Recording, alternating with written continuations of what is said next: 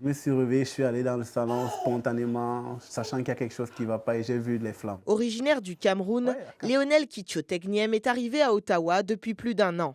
Cet ingénieur électricien de formation était décidé à retourner à l'université pour obtenir une équivalence en Ontario. Mais c'était avant la nuit du 16 septembre dernier, où lui et sa famille ont été victimes d'un incendie dans le quartier Vanier. ça n'a même pas pris 3 secondes de dire il faut sortir. Toute la famille est saine et sauve, mais que reste-t-il de leur maison une semaine après l'incendie? On n'a pas encore pu avoir accès depuis le sinistre à l'intérieur pour récupérer ce qu'il en reste, ou bien ce qui n'a pas été brûlé. C'est notre nouvelle demeure de fortune là. Depuis l'événement, sa famille et lui vivent dans un logement temporaire à Gatineau. Ils attendent d'être placés sur la liste d'attente pour avoir un logement à Ottawa. Selon plusieurs, c'est une autre preuve de la précarité du marché du logement. I'm not surprised. Housing is very, very difficult to come by in the city here.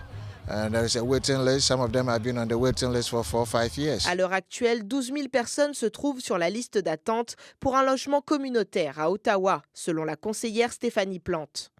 C'est la même chose dans toutes les villes. By the way, il n'y a pas assez de logements abordables pour la demande. Monsieur Kitio-Tegniem a fait une quinzaine de demandes pour un logement. Sa compagnie d'assurance assume une partie des coûts avec une somme maximale de 5 000 $.